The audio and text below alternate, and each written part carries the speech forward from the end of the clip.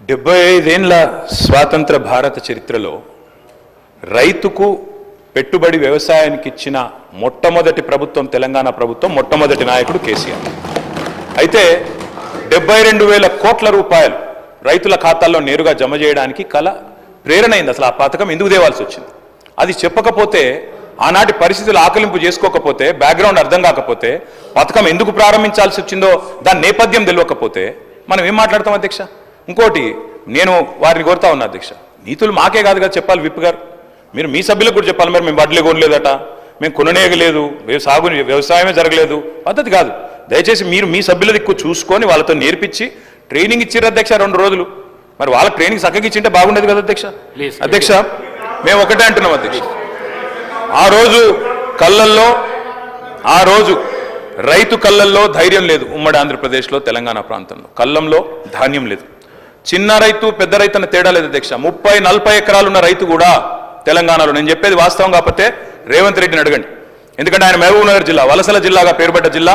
ప్రతి సంవత్సరం 14 లక్షల మంది వలసపోయే జిల్లా.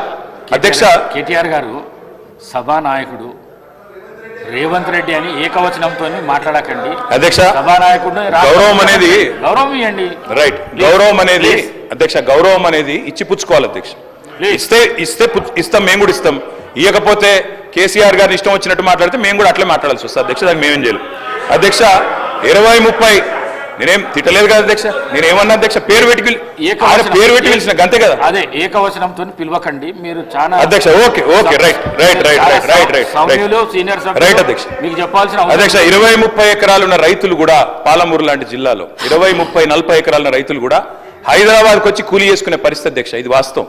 ఎందుకంటే నీళ్లు లేవు, కరెంటు లేదు. అట్లాంటి పరిస్థితుల్లో రైతులు కూలీలుగా మారి అడ్డా మీది కూలీలుగా ఇక్కడ హైదరాబాద్లో పనిచేసిన దుస్థితి. అందుకే మేము 20 ఎకరాలు 10 ఎకరాలు 12 ఎకరాలని కోతలు పెట్టలేదు అధ్యక్ష. తెలంగాణ ప్రాంతంలో నీళ్లు లేక ఎన్ని ఎకరాలున్నా రైతు కూలీగా మారిపోయిన దయనీయమైన పరిస్థితి ఉండే కాబట్టే మేము ఆలోచన చేసినాం అధ్యక్ష. మేము ఆనాడు మొట్టమొదటి ప్రాధాన్యతగా తెలంగాణ రాష్ట్రం ఏర్పడిన తర్వాత వ్యవసాయ రంగాన్ని తీసుకున్నాం. వ్యవసాయ రంగం, సాగునీటి రంగం. ఎందుకంటే నీళ్లు, నిధులు, నియామకాలను ఉద్యమ కాలంలో మేమే చెప్పినాం అధ్యక్ష. అందుకే నీటి విషయంలో ప్రతి నీటి బొట్టును ఒడిసి పట్టి గోదావరి కానీ కృష్ణ కానీ సాగునీటి అందించాలి, ఖచ్చితంగా రైతుల బీళ్లకు ఖచ్చితంగా నీళ్లు ఇవ్వాలని ఒక ఎజెండాతో పనిచేసినాం. ఆ పునర్నిర్మాణ కార్యక్రమం తీసుకున్నాం అధ్యక్ష. అందులో భాగంగానే అధ్యక్ష, రైతు చల్లగా ఉంటే పల్లె చల్లగా ఉంటుంది అధ్యక్ష. పల్లె కూడా అందరూ బాగుంటారు. ఎందుకంటే గ్రామీణ ఆర్థిక వ్యవస్థకు రైతు కేంద్ర బిందువు. ఆ రైతు బాగుంటే రైతు చుట్టూ అల్లుకున్న అన్ని కుల వృత్తులు బాగుంటాయి అధ్యక్ష. ఆ ఉద్దేశంతోనే వ్యవసాయాన్ని స్థిరీకరించాలనుకున్నాం. మేము రైతు బంధు పెట్టింది ఊరికనే పెట్టలేదు అధ్యక్ష. మా ఉద్దేశం వ్యవసాయ స్థిరీకరణ, వ్యవసాయ స్టెబిలైజేషన్, అగ్రికల్చర్ స్టెబిలైజేషన్. ఆ కార్యక్రమంలోనే కొన్ని విప్లవాత్మకమైన కార్యక్రమాలు తీసుకున్నాం అధ్యక్ష. అందులో ముఖ్యమైనది అధ్యక్ష 24 గంటల నిరంతర విద్యుత్. తెలంగాణ వచ్చినాడు అధ్యక్ష, కరెంటు లేదు. తర్వాత మీరు చూసినట్టయితే ఆనాడు దాదాపు పొద్దున 3 గంటలు, రాత్రి 4 గంటల అధ్యక్ష కరెంటు. దొంగ రాత్రి, అర్ధరాత్రి వచ్చే కరెంటు కోసం కావలగాసే దుస్థితి. దాన్ని మార్చాలనుకున్నాం సమూలంగా. 24 గంటల నాణ్యమైన ఉచిత విద్యుత్ రైతులకు అందించిన ఒకే ఒక్క నాయకుడు భారతదేశంలో కేసీఆర్ గారు అధ్యక్ష. ఆ కార్యక్రమం చేసినాం. అదేవిధంగా